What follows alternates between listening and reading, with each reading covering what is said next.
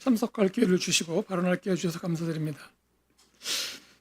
저는 일단 우리나라가 법치국가고 그리고 삼권 분립도 사법권 독립도 중요하다. 중요한 헌법적 이익이다라는 걸 전제로 해서 말씀드리겠습니다. 그런데 과연 사법권의 독립이 절대적인 가치냐, 절대적으로 보장되어 있는 것이냐, 그렇지는 않습니다.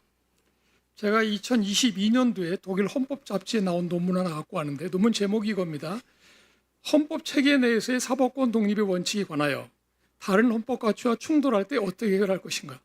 이 논문을 보면 베를린 대학의 브루크하르트라는 교수가 썼는데 이 사법권의 독립도 더 중요한, 그러니까 중요하거나 유사한 헌법적인 가치, 정당한 목적이 있으면 비례의 합치만 되면 얼마든지 제한 가능한 헌법적 원칙이다.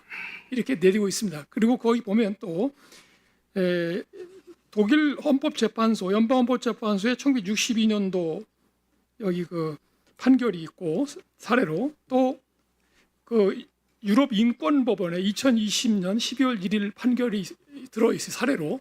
그렇기 때문에 우리가 사법권의 독립은 뭐 어떤 다른 중요한 이유가 있어도 무조건 맹목적으로 지켜야 한다. 그런 건 아닙니다. 그 먼저 말씀드리고, 두 번째 또 하나는 2024년에 나온 독일의 형사법 잡지에 재미있는 논문이 있어서 하나 읽어보고 말씀을 드리려고 합니다. 이건 뭐냐면 2024년 8월 말에 독일 한 지방 법원인데 에어프루트라는 거기에서 한 판사가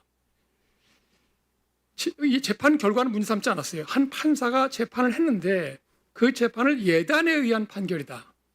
여러 가지 정황에 비추어 봤을 때 판결의 결과를 미리 결정해놓고 재판을 진행했다. 이 사유로 법 왜곡죄 저촉되어서 2년의 실형, 징역형을 선고받았습니다. 지금 우리 사법부가 사법권의 독립이라는 구호로 무슨 일을 해도 상관이 없다. 그죠? 그것을 다른 부에서는 관여할 수 없다는 식으로 얘기하는데 전혀 그렇지 않다 하는 예로 말씀을 드린 거고, 이번에 여기서 제가 처음 들었는데요. 조희대 대법원장께서 국회의 출석 요구에 관한 의견서 이런 형식을 취한 것 자체가 대단히 법률가답지 않다고 생각합니다. 이 출석 요구가 있으면 당연히 불출석 사유서라는 형식을 취하는 게 마땅함에도 불구하고 의견서라는 게 뭘 의미하는 겁니까? 결국 이 결정이 잘못됐다. 내가 결정할 수 있는 거다. 이런 식인 거죠. 아주 잘못된 것이다 생각이 들고, 내용도 그렇습니다. 지금 말씀드린 대로 사법권 독립이 그렇게 무조건적인 건 아니고요.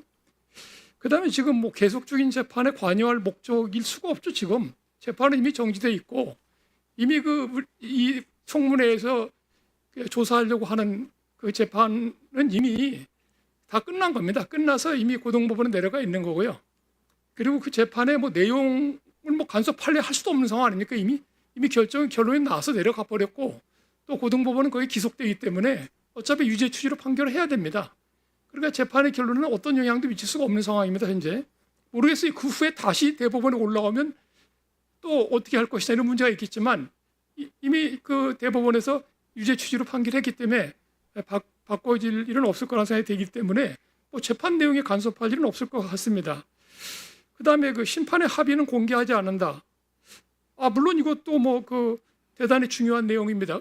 사법권 독립에 굉장히 중요한 내용이긴 한데 그렇다면 출석해서 진술을 거부하면 되는 겁니다. 그 부분에 관해서는 합의 내용이 있기 때문에 진술할 수 없다. 이러면 되는 겁니다. 근데 이게 불출석 사유까지는 될 수 없다는 생각이 들고요. 저는 이제 마지막으로 말씀드릴 거 이런 겁니다. 이 판결문 자체에 이미 다 들어 있어요. 5월 1일에 선고한 판결문 내용을 보면 아주 재미있는 걸 발견할 수 있습니다. 대법원 판결문에는 나올 거라고 예상할 수 없는 내용들이 많이 나와 있어요. 여기 반대 의견의 내용을 보면 전원 합의체의 합의의 요체가 뭔가를 막 설명하고 있습니다. 되게 이상하죠. 대법원 전원 합의체의 합의가 어떻게 이루어지고 어떻게 이루어져야 하는지를 뭐하러 씁니까? 판결문에. 그다음에 이 반대 의견을 읽고 나서 다시 다수 의견이 보충 의견을 쓰고 있는데 왜 이렇게 신속하게 처리할 수밖에 없었는가 하고, 두 번째는 또 신속한 처리임에도 불구하고 얼마나 충실했는가를 구구절절 설명하고 있습니다. 놀라운 얘기입니다. 이건 대법원의 판결문에서 논증된 그게 전혀 아닌 거예요. 당연히 대법원의 전원합의체 판결을 아주 신중하게, 그죠? 심사숙고해서 판결하는 거이기 때문에 이걸 놓고 다퉜다는 게 뭘 증명하냐면 대법원이 전원합의체에서 합의를 제대로 안 했다는 거죠. 그걸 명백히 보여주는 겁니다. 그렇기 때문에 이게 정상적인 합의냐 아니냐를 놓고 다수의견과 소수의견이 분쟁이 붙은 거죠. 이게 판결서에 그냥 다 나와 있습니다. 저는 지금 만약 이때 얼마나 급하게 판결했냐면 지금 만약 우리 대법원 대법관님들한테 다시 쓰라고 그러면 이런 판결서 안 쓸 겁니다. 왜냐하면 이렇게 노골적으로 자기들의 처지를 다 드러내놓고 변명을 했단 말이에요.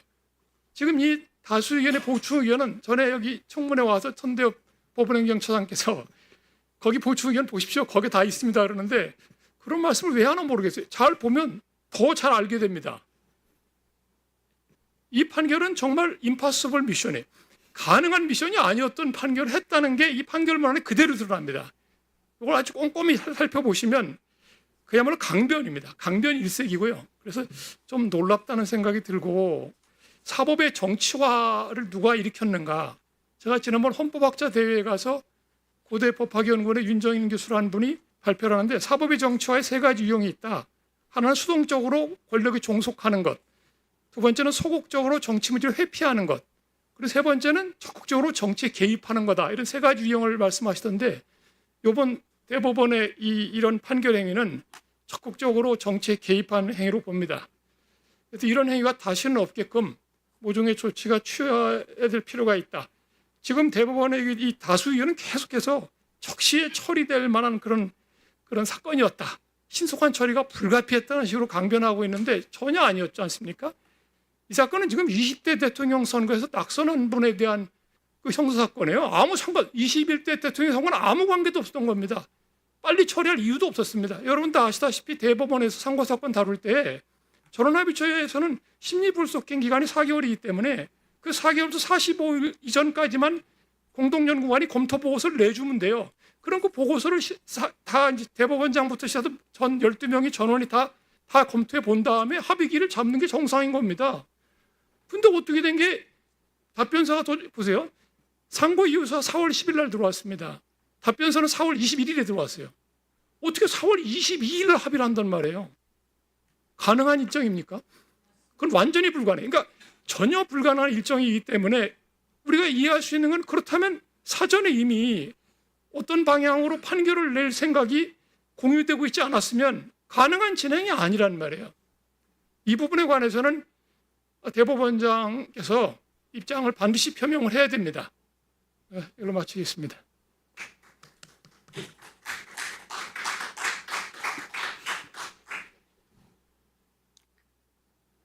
네, 다음은 우리 강지호 기자님께서 진술해 주시면 감사합니다.